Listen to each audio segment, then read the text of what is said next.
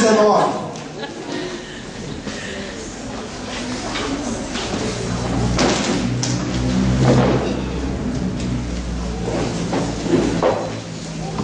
Salmo 119, nós vamos ler a partir do verso 33.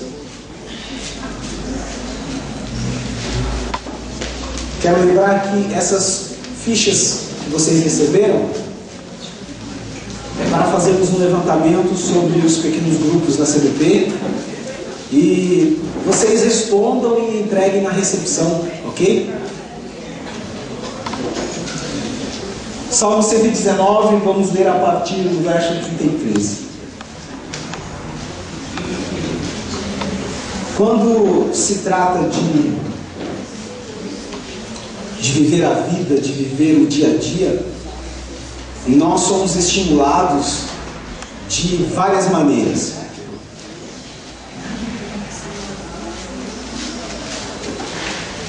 Algumas décadas atrás, as pessoas, não que elas não trabalhavam, não que elas não tivessem o que fazer, mas elas não tinham tantas coisas para fazer no mesmo dia.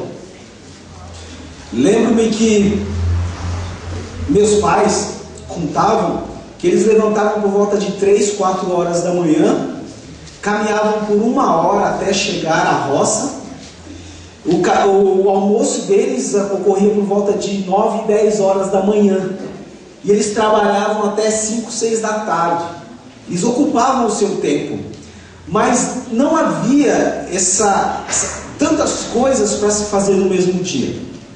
Hoje, você levanta de manhã, toma o seu café, pega o ônibus, chega no emprego, trabalha até meio-dia e você tem o horário do almoço. Só no horário do almoço você consegue verificar e-mails, você consegue entrar no Facebook, você consegue entrar no Orkut, você consegue mandar mensagem via SMS, você consegue falar com sua mãe, com seu pai lá no Nordeste, tudo isso em 1 hora de almoço. Quando você chega em casa, você não precisa mais levantar do seu sofá, ir lá e apertar o botão para mudar de canal. Você já fica aqui com o controle aqui. E você já é mais exigente. Se o canal não é em HD TV, você já nem quer assistir. E se o programa da televisão não está interessante, você vai lá, liga seu notebook na TV, vai assistir um filme, vai assistir um seriado, vai assistir a série que passa muito tarde e você não pode assistir. Hoje, a última tecnologia já traz notebooks, tablets, que você, com apenas um toque na tela, você passa a informação, o conteúdo que está no tablet, no computador, para uma TV. Então as coisas são feitas muito rápido.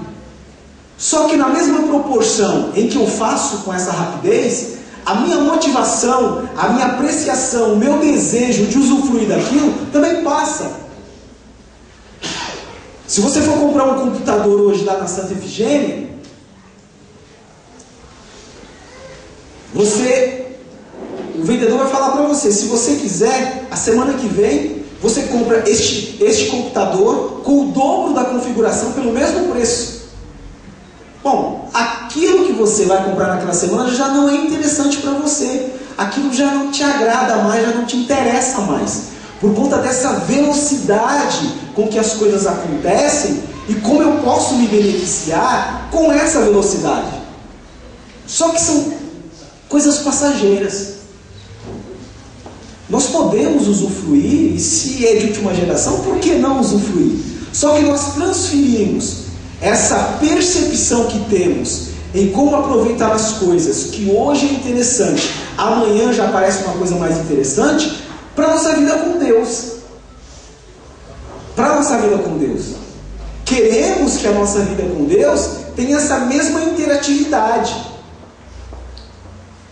Pode haver, sim, só que o interesse é perdido da mesma maneira com que eu perco o interesse por um celular que já ficou ultrapassado. Então eu já não tenho mais motivação. Nós vivemos hoje a maior gangorra espiritual que o crente pode viver. Não tem aquele equilíbrio.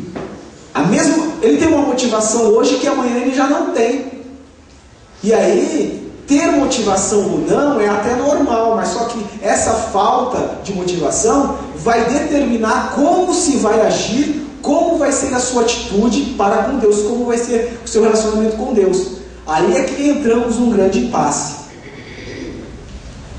Os estímulos que seres humanos provocam em seres humanos, eles são passageiros, assim como as respostas que se tem a isso.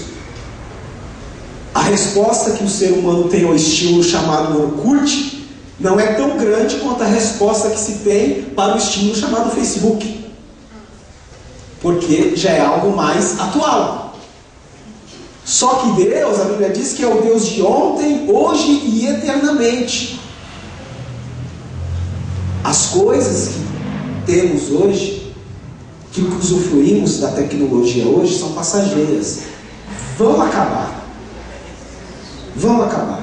Somente Deus é o único que pode mostrar ao homem um caminho seguro e eterno. Por mais que alguém diga que é uma chatice, às vezes acha que é repetitivo, Deus é o único que pode mostrar ao homem um caminho seguro e eterno. Vamos ler o Salmo 119, a partir do 33. Ensina-me, Senhor, o caminho dos teus decretos, e a eles obedecerei até o fim. Dá-me entendimento para que eu guarde a tua lei, e a ela obedeça de todo o coração.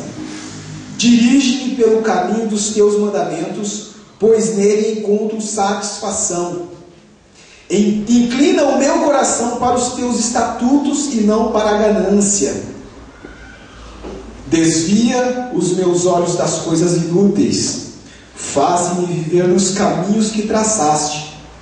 Cumpre a tua promessa para com o teu servo, para que sejas temido.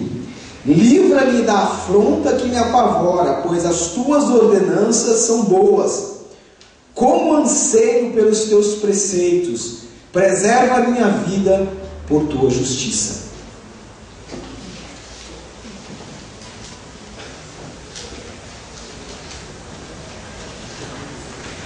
Vamos, sem nos estender muito, tratar hoje sobre as 7 razões da unicidade de Deus e a eficácia que tem na vida do homem. Na mesma proporção que há 7 razões que dizem da unicidade de Deus como sendo o Deus único capaz de proporcionar ao homem um caminho eterno, existem também 7 razões que são 7 ações que o homem tem que cumprir para que esse benefício de Deus, de fato, seja eficaz na sua vida. Não há eficácia no jovem que passa no vestibular e não vai fazer a matrícula para começar a estudar. Se ele não fizer a matrícula, ele não começa a estudar, ele não se forma. Da mesma maneira que Deus dispõe da sua graça para as nossas vidas, existem ações que são respostas que nós temos que ter. Por isso que nós vamos falar sobre o estímulo de Deus e a resposta humana. É uma relação que dá certo, mas quando o homem responde a Deus de acordo com o estímulo que Deus provoca no ser humano. A primeira razão, versículo 33, ensina-me, Senhor, o caminho dos teus decretos, e a eles obedecerei até o fim. Deus ensina e o homem lhe obedece incondicionalmente. O salmista fala, a eles obedecerei até o fim, até as últimas consequências. Essa obediência a Deus é incondicional. Não é ele dizer, faça isso, mas Senhor, que tal desse jeito? Por que não desse jeito? É do jeito que Deus diz que tem que ser, é que temos que fazer. Só que não é isso que acontece. Porque quando pensamos na questão de ser ensinado, é o mesmo que ser educado, que ser instruído, que ser treinado, que ser dirigido. O Neymar, ele tem um talento natural, mas ele precisa se enquadrar dentro de um esquema tático que o técnico diz que ele tem que jogar. Porque se ele não entra dentro desse esquema tático, vai comprometer a funcionalidade dos outros jogadores. Então não é do jeito que ele quer, é do jeito que o técnico o instruiu a fazer. Até mesmo a liberdade que ele tem de jogar está dentro de uma estatística, está dentro daquilo que o técnico convém, que é melhor para o grupo. Então, por mais talento que ele tenha, ele não faz do jeito que ele quer. Tem que respeitar as regras, o esquema tático que é posto para ele. Só que nós vemos hoje as pessoas fazendo o que querem. Por exemplo, tem uma fidelidade conveniente. O que seria uma fidelidade conveniente? É aquela fidelidade em que eu só me comprometo quando é interessante para mim, quando eu tenho algum retorno pessoal, quando eu tenho algum benefício. Existe um princípio da comunhão, que é o que nós estamos fazendo valer aqui. Nos reunimos no domingo para poder cultuar a Deus. Esse princípio parece fácil, parece interessante, porque eu fico uma semana inteira sem ver pessoas que eu gosto, que eu tenho laços de afetividade. Então o culto acaba sendo uma oportunidade de cultuar a Deus e de rever essas pessoas. Então a minha motivação ela é conveniente, porque eu tenho interesses pessoais. Mas essa fidelidade conveniente, ela acontece só nessa questão dos meus interesses. Por quê? Eu não quero abrir mão do princípio que a Bíblia trata do jugo desigual. Eu venho na igreja, vejo os meus irmãos, canto, ouço a pregação, mas eu não quero me abster do jugo desigual. As minhas companhias são todas não cristãs, a minha namorada, a minha noiva não é evangélica. Eu não quero abrir mão, não é conveniente para mim abrir mão disso. Aí vive-se uma vida cristã parcial, onde eu só vou abrir mão quando me interessa, e quando não me interessa eu não abro mão de jeito nenhum. Eu falei aqui sobre a gangorra espiritual, tem também a fidelidade de gangorra. Ou seja, eu estou bem com a minha esposa, está tudo bem no meu emprego, está indo de vento em popa com o meu chefe, aí eu vou orar, eu vou ler a Bíblia, eu vou ao culto, eu vou visitar o doente. Mas se brigou com a mulher, teve problemas no emprego, aí já não ora, já não lê a Bíblia, já não vai ao culto. A questão da obediência a Deus, ela tem que ser incondicional. Não importa se obedecer a Deus a princípio me traz prejuízo. Foi esse o compromisso que eu assumi com Deus. Preste atenção. Analisando o texto, a palavra que Jesus diz, se alguém quiser vir após mim, já tem a ideia de condicionalidade. Se alguém quiser. Se você não quiser, fica como está. Mas se quiser, aí tem que se sujeitar. E qual a sujeição? Tome a sua cruz, negue-se a si mesmo e siga-me. Uma vez que fez esse compromisso, então é para sempre, obediência total e incondicional.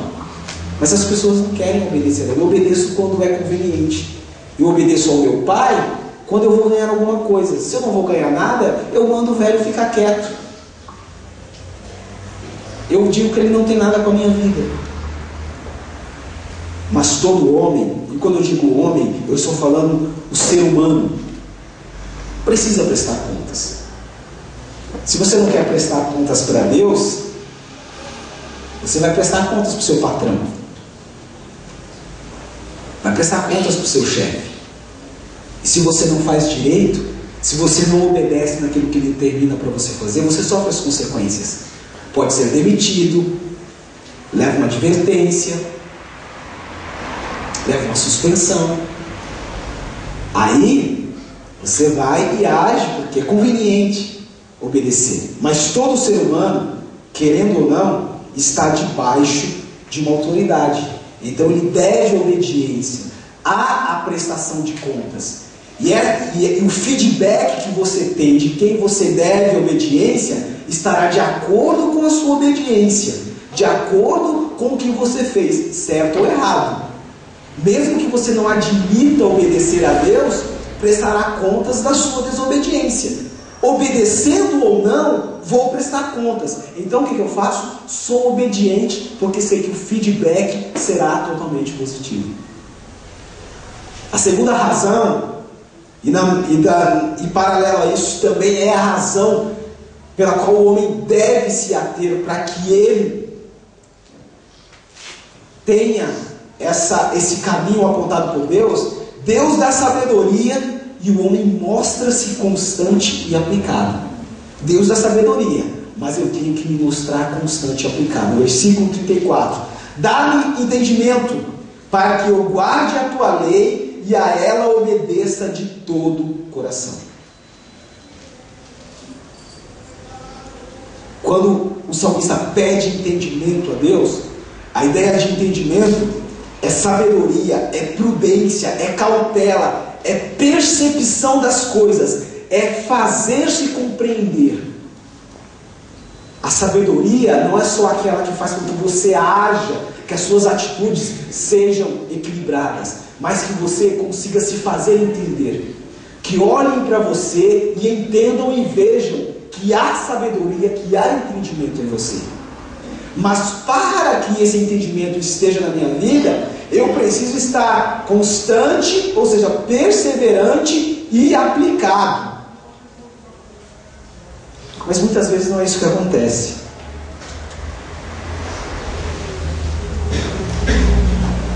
As pessoas, nessa falsa ideia de ter entendimento de Deus, eles vão atrás de um conhecimento mastigado. Por exemplo, só ouve as ministrações do domingo. Só ouve as ministrações do domingo. Ele não pega na Bíblia durante a semana para poder ler e fazer um devocional. Eu lembro que o Fábio, um dia desses pregando, ele disse uma frase que me chamou muita atenção: que o Facebook provou que nós tínhamos tempo. Porque as pessoas gastam muito do seu tempo. Antes falavam que não tinham tempo, mas agora o Facebook tem. 5, 10 minutos que você gasta no Facebook é suficiente para você se deter por alguns momentos e ler a Bíblia. Aliás, você não precisa nem deixar de acessar o Facebook para poder ler a Bíblia. É tudo uma questão. Lembra que o tempo também é um recurso a ser administrado. Então as pessoas, elas só se importam em um conteúdo mastigado. Já está falado ali, nem se dá o trabalho de ver o que o pastor Ailton pregou, o Marcelo, o Josafá, o Edmilson, o Fábio, a Paula, nem se dá o trabalho de ir lá conferir se o que foi dito por eles é realmente o que está na palavra de Deus. Nem se dá esse trabalho de ir lá e conferir. Já pega tudo mastigado. E quando houve pregações no seu dia a dia, são pregações parciais, que trata a prosperidade de uma maneira equivocada, que trata a cura de uma maneira equivocada e parcial. Essas mensagens que se ouvem nas rádios, pessoas que têm um foco que a Bíblia trata, mas que abordam de uma maneira equivocada, e aí depois não tem nem conteúdo para poder questionar este ou aquele assunto. E aí o que acontece? Essas pessoas que têm um conhecimento mastigado atrás disso, elas são instáveis nos seus compromissos e nas suas relações humanas. As amizades duram muito pouco, e os compromissos que elas assumem, elas perdem o interesse logo logo. Por quê? Porque tem a questão da conveniência e porque tem a questão de que não é aplicado. Eu gosto de citar o exemplo desse cara. Aliás, não sou o único, muitas pessoas citam. Thomas Edison, antes de conseguir chegar a um denominador comum para dizer inventei a lâmpada, ele teve 2.000 experimentos frustrados. E aí questionaram, puxa vida, você teve que errar mais de 2.000 vezes para acertar uma? Ele falou, não, eu apenas descobri 2.000 vezes de como não se fazer uma lâmpada. Então, cada ato, cada tentativa o levou a melhorar, o levou a ser ainda mais além e chegar a um denominador comum. E quando se trata de palavra de Deus, que é uma fonte inesgotável, eu nunca vou chegar a um denominador comum. Eu consigo aplicar para a minha vida, mas nunca chegar, pronto, esgotei o que eu poderia de palavra de Deus. Então, se formos prestar atenção, estamos muito aquém do mínimo necessário de que se diz de ser constante e aplicado na palavra de Deus. Outra coisa que as pessoas vão atrás, pensando que isso dá entendimento, é o que eu chamo de pseudo-conhecimento. O conhecimento que não é, na verdade, conhecimento. São conteúdos impróprios. Vão atrás de literaturas baratas. Tem uma coisa que todo ser humano tem que fazer, é ler muito. O brasileiro está muito atrás. Um universitário hoje não lê 30 livros por ano. O trabalho que ele faz, ele paga para alguém fazer, baixa da internet. São poucos os que realmente vão atrás e batalham.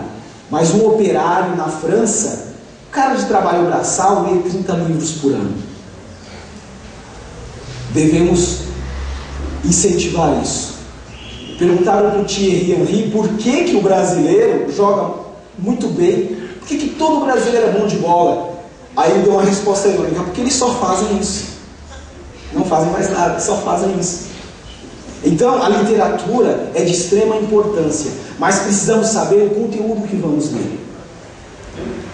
Eu não tenho nada contra livros de autoajuda. Eles têm alguns princípios interessantes, mas algumas pessoas ficam dependentes de livros de autoajuda e não vão para a Bíblia.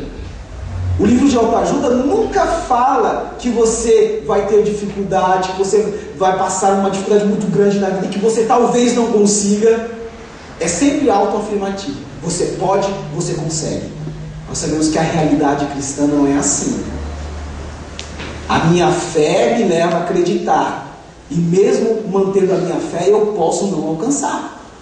Porque estamos sob a vontade de Deus. Estamos debaixo da vontade de Deus. Deus é um ser pessoal. Ele dá se Ele quiser. Outra coisa que é o comentário que a gente sempre nos ensaios, em qualquer lugar. As redes sociais. As redes sociais hoje é um verdadeiro Big Brother. As pessoas estão lá no aconchego das suas casas e elas vão lá e publicam, colocam lá no Facebook o que elas estão fazendo naquele momento.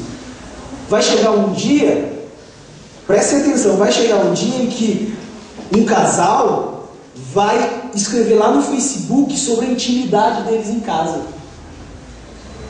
Não estamos longe disso.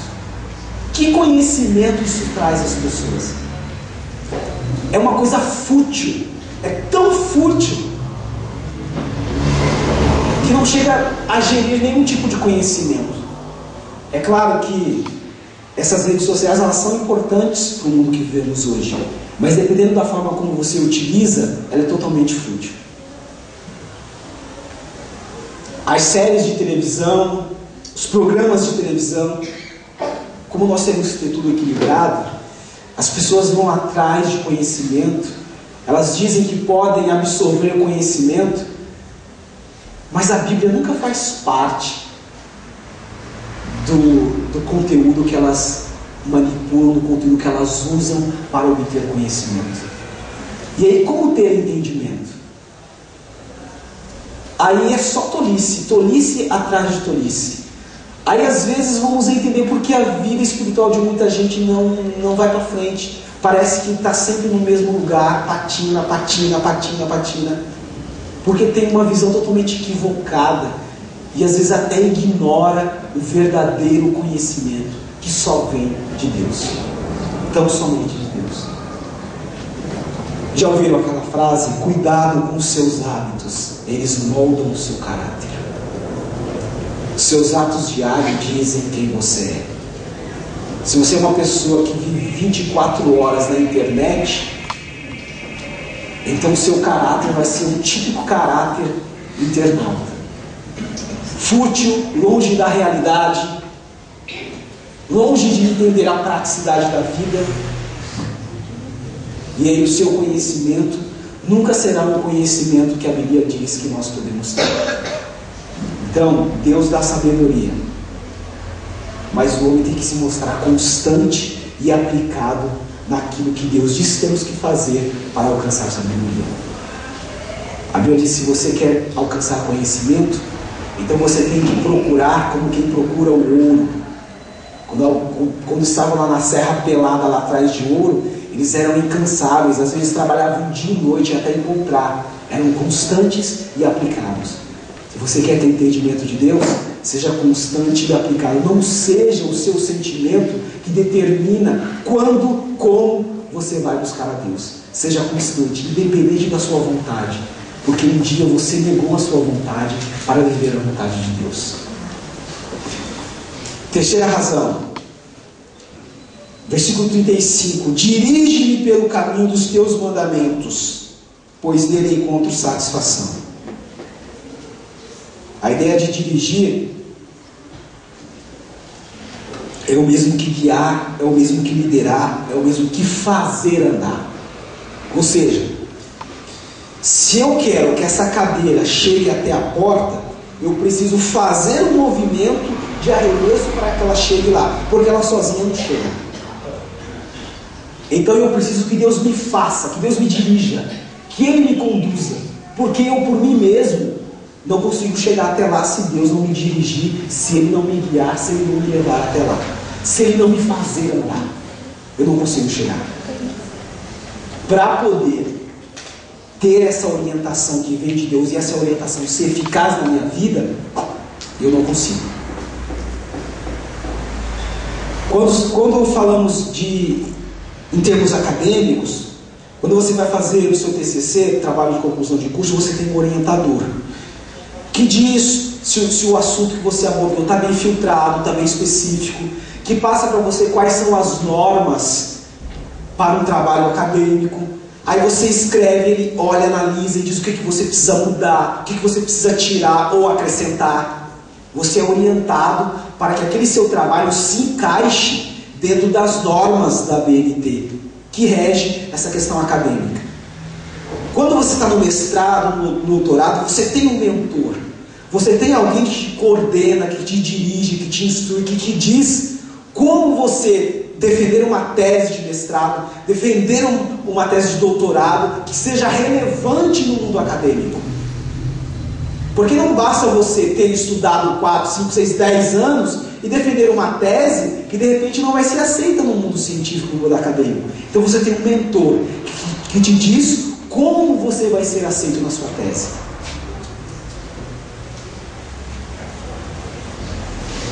E se você quer fazer isso por si só, você não consegue alcançar. Quando eu sou orientado por Deus, Deus diz exatamente o que eu tenho que fazer. E eu tenho que fazer exatamente. Eu não tenho que dizer, mas pode ser assim, como diz o comercial da Pepsi. Pode ser? Pode ser? Com Deus não tem isso. Com Deus não tem pode ser. Com Deus é e pronto. É ou não é? Como dizer sim, sim, não, não. Não tem pode ser, talvez, portanto, mas. Com Deus não tem isso. Ou faz do jeito que Ele diz que tem que fazer, ou então não perca tempo. Não perca tempo.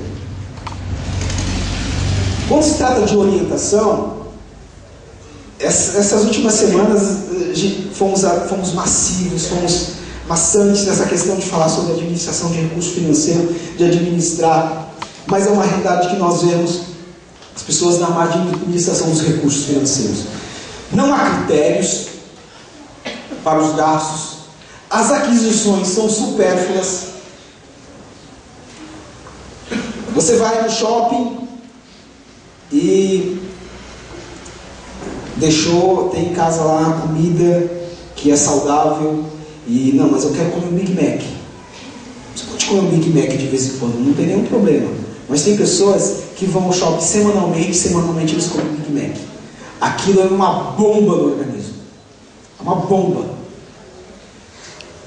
Além de gastar com uma coisa que não é tão saudável, ainda insistem em fazer isso diariamente. Ou, por exemplo, quem trabalha no shopping, por exemplo, que vai almoçar todo dia lá no shopping, o que se consome, pega lá aquela tapoezinha de batata frita com ketchup, com mostarda, com maionese, queijo cheddar. Imagine o estrago que aquilo faz.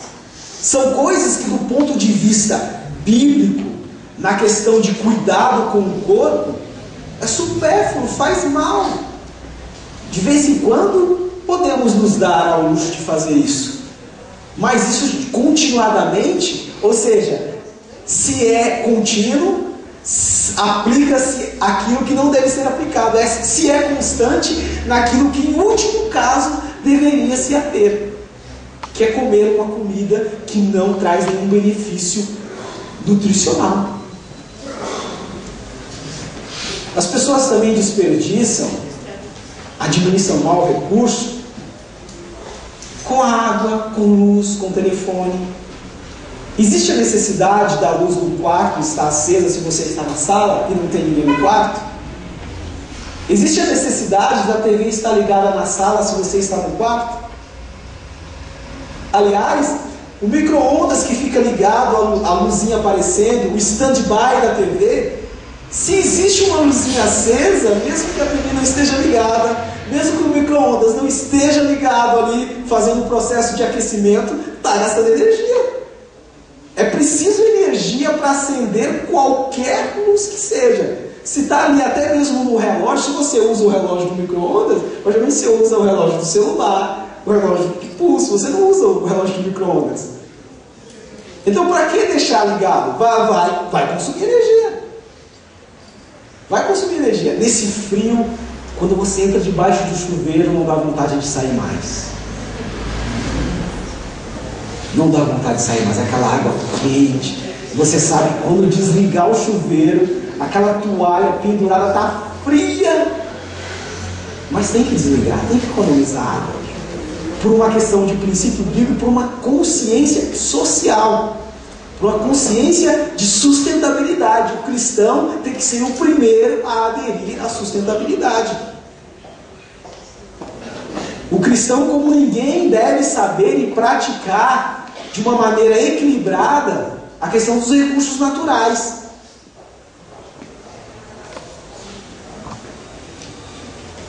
A questão da orientação de Deus vai ter conflito quando as pessoas não querem a orientação de Deus.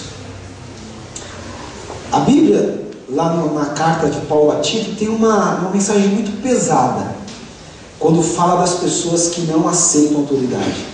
Aquelas pessoas que querem se autopastorear, que elas não aceitam nenhum tipo de orientação. A Bíblia diz que essas pessoas que se autopastoreiam são ímpios, são filhos das trevas. Porque se eu entendi o amor de Deus, se esse amor de Deus transformou a minha vida, não tem outra maneira para eu me comportar a não ser de maneira obediente. Então as autoridades que são impostas por Deus, eu vou obedecer. Eu não vou rejeitar a orientação pastoral, eu não vou me autopastorear. Que presta atenção, aquele que quer senhor de si mesmo, torna-se escravo de si mesmo.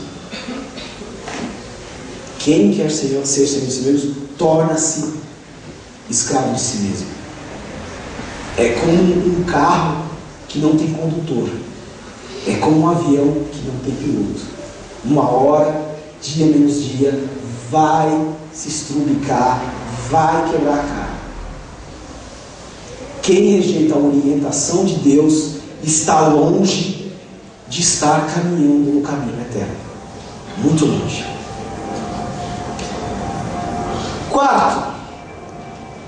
Quarta razão, versículo 36. Inclina o meu coração para os teus estatutos e não para a ganância. Deus disciplina e o homem admite sua falibilidade, admite que é pecador, admite que é falho.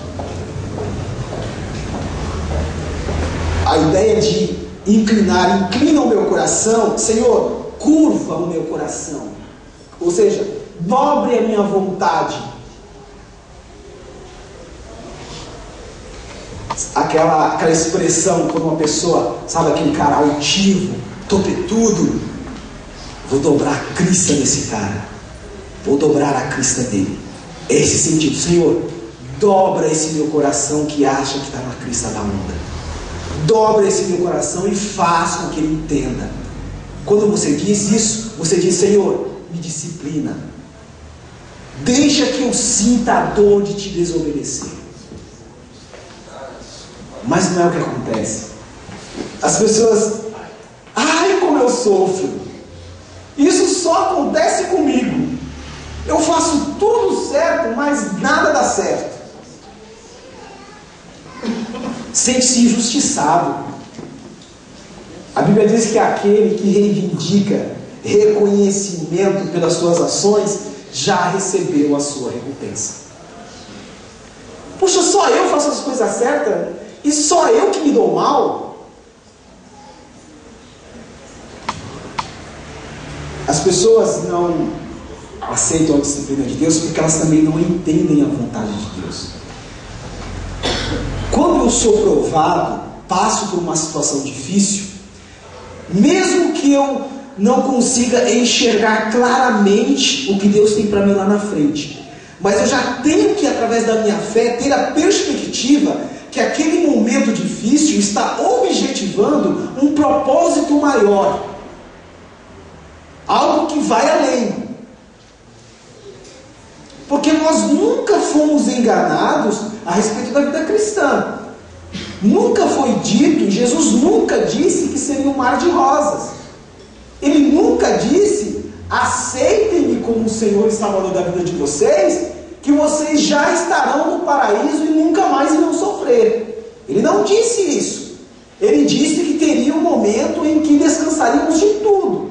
Mas ele falou que por um determinado momento seria difícil e teríamos muitas, ele não disse poucas ou algumas, muitas aflições. Acontece que às vezes essas aflições acontecem de onde nós menos esperamos, mas é fácil sofrer de onde eu espero. Eu já me preparo antes e já uso o meu conhecimento, já uso a minha força para me precaver.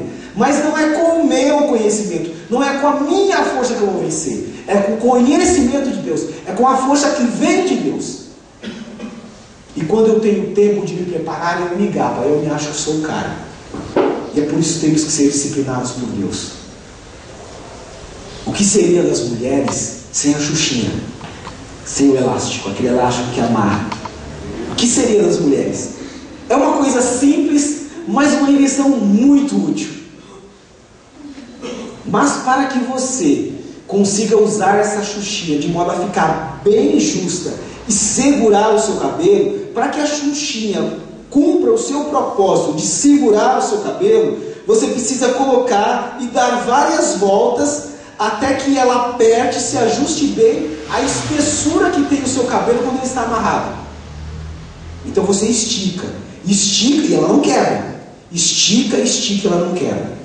Para que você chegue ao propósito que Deus quer na sua vida, vai te esticar. Vai esticar e você vai perseverar, não vai quebrar. Vai sentir a dor. Deus está doendo. Ai, está doendo. Não, você aguenta.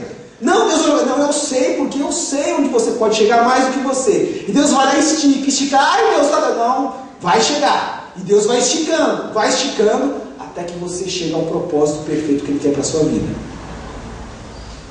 Então a disciplina de Deus não vem só quando eu erro. Ela vem para que eu consiga chegar ao alvo. Então às vezes a dificuldade que eu estou passando não é por conta de pecado, é por conta do próprio amor de Deus de me levar além.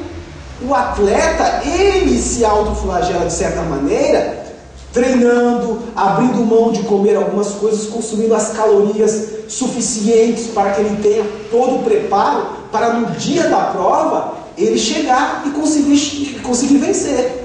Então ele se autoflagela de certa forma para alcançar o propósito. Então se o homem ele traz para si um certo sofrimento para alcançar um objetivo maior, que dirá Deus na sua perfeição. Vai nos impor algum tipo de sofrimento para que alcancemos o propósito maior que Ele quer para mim e para a sua vida. Então, pense como o apóstolo Paulo, que dizia: eu dou graças a Deus pelo fato de passar muitas aflições, porque isso desencadeia na minha vida um processo dialético, ou seja, eu consigo alcançar hoje mais do que eu alcancei ontem. Mas as pessoas começam a murmurar, a reclamar: que vida é essa? Ó dia, ó céus, ó vida, parece a hiena. Reclama, ao invés de dar graças a Deus. A disciplina de Deus edifica, me leva além, para que eu possa alcançar o propósito estabelecido por Deus. Mas como a minha mente, a nossa mente, ela é tão pequena, então eu só consigo ter expectativas até o que minha mente alcança. Mas aí é que eu tenho que ter entendimento, que o entendimento, a sabedoria, me leva a entender. A disciplina de Deus me leva a ir além. E quando eu vou além, aí então era isso que Deus queria para mim. Puxa, como eu não percebi antes? Se eu tivesse descoberto, eu não teria feito a besteira que eu fiz ali aquele dia. Os irmãos de José estavam com medo, estavam se borrando com medo de tirar, porque José era o governador do Egito, podia mandar matá-los. Mas José falou: olha, não fiquem com medo. Aquilo que vocês fizeram comigo já era um propósito de Deus, para que vocês não morressem de fome e para que o Egito também não padecesse. Tudo que eu passei, que vocês me infligiram, já tinha um propósito de Deus para que eu estivesse aqui e vocês hoje não estivessem mortos. Nós reclamamos quando passamos aflições, mas se nós usarmos os olhos da fé, vamos enxergar além, e aí vamos ver que Deus tem algo muito maior.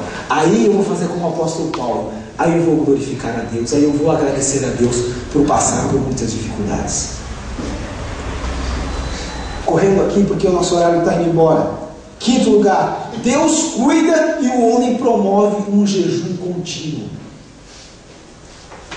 Versículo 37, desvia os meus olhos das coisas inúteis, fazem-me viver nos caminhos que traçaste. Desviar é o mesmo que levar a ultrapassar, eu pular isso, eu passo disso, não, isso eu não quero, então desvia. É o mesmo que transpor, muda a minha direção, isso é uma direção que não te agrada, então muda a minha direção, desvia. É o que o pai faz com uma criança. A criança está indo em direção ao precipício. Ontem no casamento, por um descuidado da Geisa, o Davi já estava na beira da piscina. Aí o Elton correu, pegou ele por aqui assim, ó, e trouxe ele de volta. O menino estava caminhando para cair na piscina, mas alguém foi lá e desviou a direção dele, tirou ele de lá. É isso que Deus faz, é o cuidado de Deus. Se estamos numa direção perigosa, Deus vai e desvia, nos dá uma outra direção.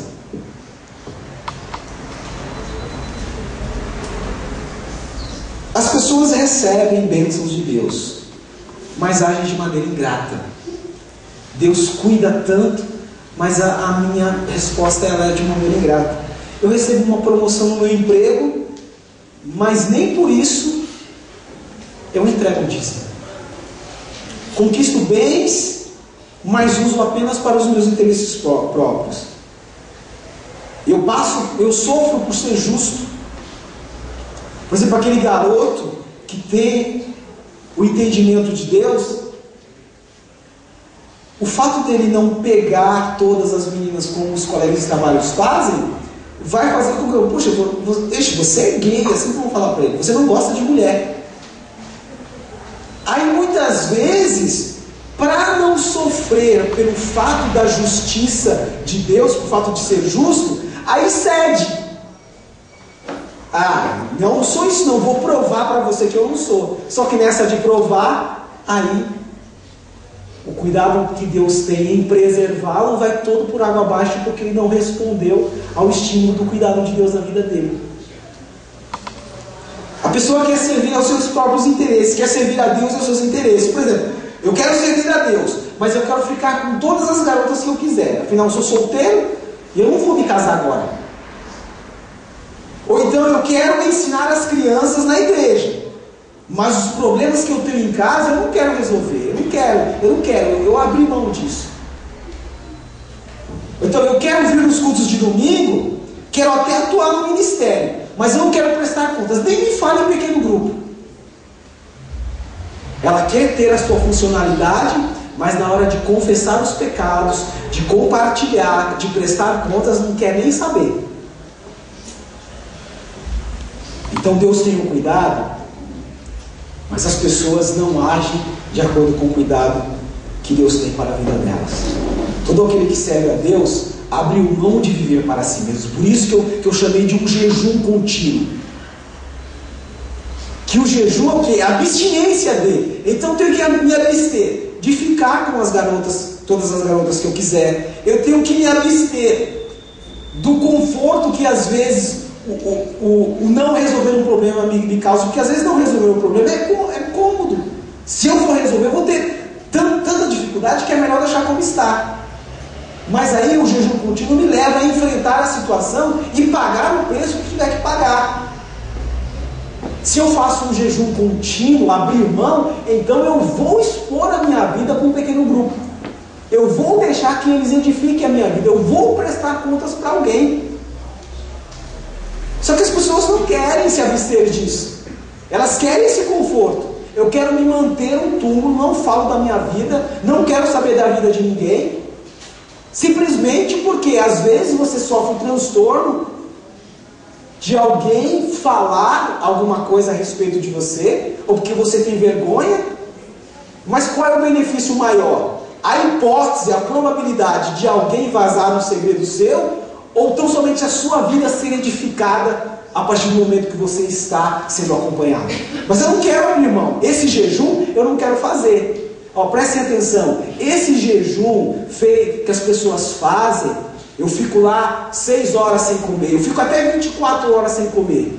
Esse jejum qualquer um faz. Qualquer um faz. Agora eu quero ver você fazer um jejum contínuo a sua vida toda, sendo ético, sendo moral, abstendo-se daquelas coisas que todo dia você faz e que não quer abrir mão. Por exemplo, um pecado de estimação. Faça jejum dessa prática. Isso sim é desafio. O jejum de simplesmente eu paro de comer, mas daqui a 24 horas eu volto a comer. Agora faça um jejum de algo que você nunca mais pode fazer. Esse é o jejum contínuo. Faça esse jejum que você vai ver se Deus não vai mudar a sua vida. Abstenha-se dessas coisas, pague o preço. Todo aquele que serve a Deus abriu mão de viver para si mesmo. Eu não vivo mais para mim. Você não vive mais para você. Você vive para Deus. Sexto lugar, Deus faz promessas e o homem aceita as condições. As pessoas querem usufruir das promessas de Deus, mas elas não querem a parte condicional. Todas as promessas de Deus dizem, eu faço isso por você, mas você tem que fazer isso. Se você não fizer, então você vai ser amaldiçoado. O pastor pregou e falou sobre os 7 princípios para a prosperidade divina. Eu quero prosperar financeiramente. Eu quero viajar quando eu puder. Eu quero pagar todas as minhas contas. Eu quero poder ajudar as pessoas. Eu quero entregar o dízimo, oferta. Mas não tem participação, não tem generosidade social. Não tem zelo material para aquilo que possui. Não tem planejamento financeiro. Não controla a sua impulsividade ao gastar. Não quita suas dívidas. Como que você vai prosperar? A promessa de prosperidade financeira são 7. São 7 práticas que você tem que ter para que essa promessa se cumpra na sua vida. Deus faz promessas, mas você tem que aceitar as condições que Deus impõe, que Deus coloca. Quer prosperar financeiramente? Então, fidelidade no dízimo, participação nas ofertas, generosidade social, zelo material, planejamento financeiro, controle da impulsividade e quitação das dívidas. Senão não tem como.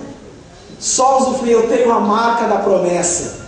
Mas essa mesma marca de que Deus é na sua vida, tem que dizer que você faz por onde receber as promessas de Deus. Ou então vai ter a síndrome do filho pródigo.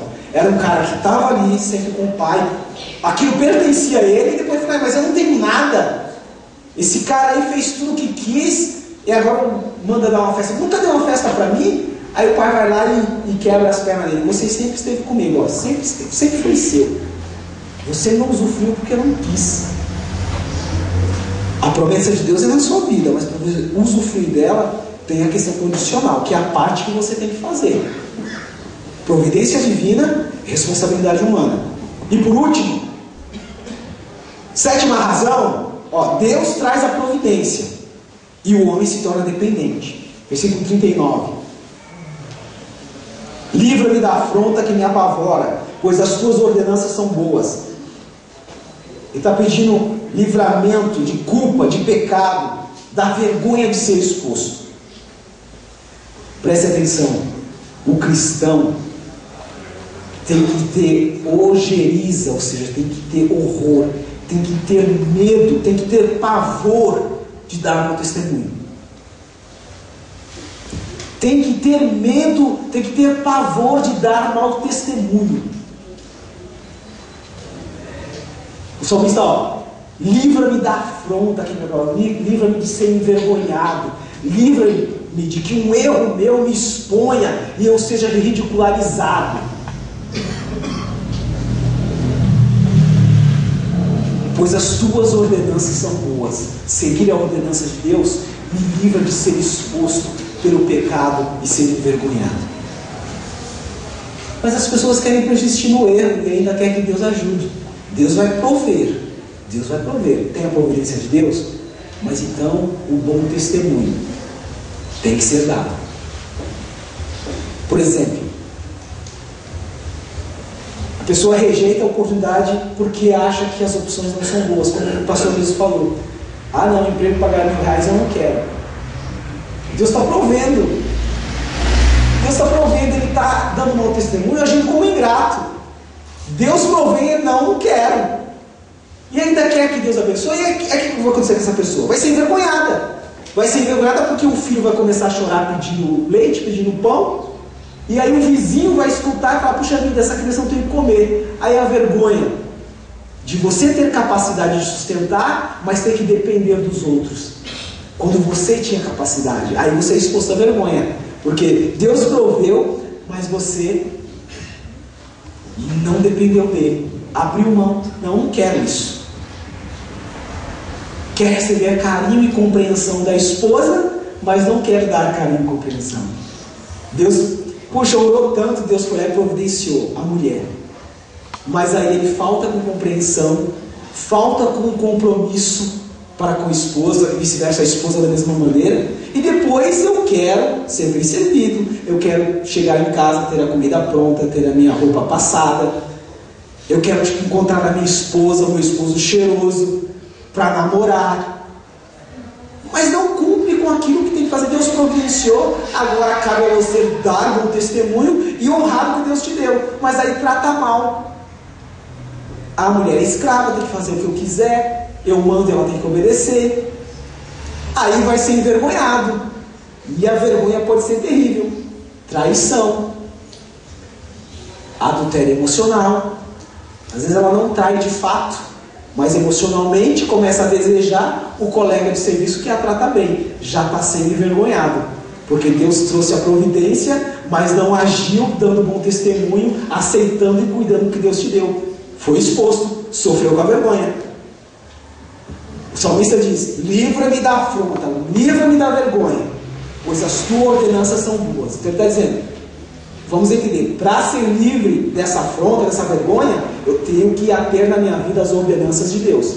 E aquilo que Deus providencia para mim, eu não nego e trato, agradeço, sou grato a Deus por isso. Quer ver uma coisa que envergonha a pessoa? É a pessoa que se acha autodependente, tem autodependência. Ela se basta, faz tudo automático. Ou então a espiritualidade dela é falar, ó, eu estou com uma espiritualidade que o capeta passa a 2 quilômetros de mim.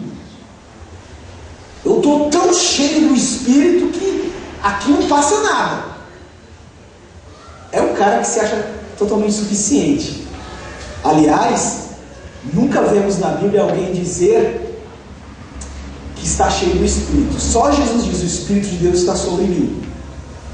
Mas a pessoa é reconhecida como cheia do Espírito quando alguém testemunha que ela está cheia. Quando alguém diz: eu estou cheio do Espírito Santo, ele já está se sentindo autossuficiente espiritualmente. Aí, a queda dele é certa, a vergonha vem. Ou então aquela pessoa que ela é tão autossuficiente, que mesmo quando ela está com dificuldade, ela não fala. Ela não fala que está na dificuldade.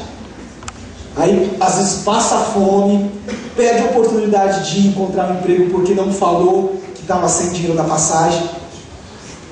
A autodependência faz o cristão dar um testemunho, porque, preste atenção, às vezes o crente aqui não sabe que o seu irmão lá está passando necessidade, mas o ímpio, o vizinho dele lá, sabe. Poxa, esse cara não é crente, por que ele está passando necessidade? Já foi exposto, porque se acha autossuficiente. A Bíblia diz: comunicai as vossas necessidades aos santos. É uma vergonha um cristão passar por uma necessidade, os seus irmãos em Cristo não sabem para poder ajudá-lo, mas o seu vizinho que não teme a Deus sabe e começa a murmurar. Aquele cristão que não comunicou a sua necessidade, deu uma oportunidade para o seu vizinho murmurar. Então ele deu mau testemunho. O cristão deve ter medo de dar mau testemunho. Olha só, para a gente terminar, para servir a Deus guardando seus ensinamentos, vivendo uma vida segura e realizada, é preciso uma disposição de caráter. Ou seja, eu estou com vontade hoje, eu faço 10. Eu não estou com vontade hoje, faço 10 no mesmo dia. Faço mesmo. Preste atenção. A mãe, o bebê recém-nascido, 2 horas da madrugada, 0 grau de temperatura. Se seu filho chora, você fica deitada na cama e deixa lá ele perder a voz de tanto chorar? Não, você vai levantar, mesmo morrendo de sono. Ou você ou o marido vai ter que levantar, independente da disposição. O curso na faculdade começa falta tempo para eu fazer o trabalho da faculdade. O professor lá não quer saber se você tem tempo ou não. Se você não apresentar um trabalho que ele deu uma nota satisfatória, você não vai passar. Você quer tocar um instrumento? Então você tem que ficar lá. É violão? Tem que fazer digitação para dar independência nos dedos. Senão você não vai tocar. Você quer sair da concessionária com carro zero sem pagar? Você não vai, você vai ter que pagar. Se você sair de lá sem pagar, a polícia vai atrás de você. Você quer comprar um apartamento, comprar uma casa? Você não vai conseguir comprar sem pagar. Você vai ter que pagar. Quer ir para Nova York, quer ir para Paris? Você não vai encontrar um samaritano que vai dizer: vai de graça que eu pago tudo para você. Vai juntar dinheiro, vai batalhar. E as pessoas não conseguem? Você levanta todo dia, ainda mais nesse frio, você não vai estar disposto a levantar com a temperatura de 0 grau, mas você levanta e vai trabalhar. E você fala: o patrão, hoje eu não vou trabalhar bem porque eu estou com muito frio. Ele vai mandar você tomar vergonha na cara, vai mandar você para casa. Você faz bem, independente da circunstância. Agora, cá para nós, é uma vergonha para nós sermos excelentes com as pessoas, porque temos interesses, e não sermos excelentes com Deus, com a nossa disposição para com Deus. Então nós devemos pedir a misericórdia de Deus, como disse os discípulos: Senhor, dura essa palavra, quem pode conseguir fazer isso? E Jesus falou: vocês querem acompanhar aqueles que foram embora? Falou para os discípulos: vocês querem ir? Vocês não querem fazer o que eu disse? Pode acompanhar eles, pode desistir. A ética de Deus é perfeita. Nós não conseguiremos ser perfeitos enquanto nós não conquistarmos a perfeição na glória com Cristo. Mas o que Deus se agrada é quando você continua tentando. Você está correndo, perdeu o sapato, continua correndo. Os pés ficaram sangrando, você se arrasta. Você nunca desiste. É isso que Deus quer. Deus sabe que vamos pecar dia menos dia. Mas o que Ele leva em conta é a nossa vontade de não parar. De sempre, sabe aquela pessoa que tropeça, mas ela não fica caída, ela continua? Tropeça, levanta e continua. É isso que Deus espera de nós. Que as nossas ações sejam constantes, independente dos nossos sentimentos. Vamos orar. Deus, obrigado.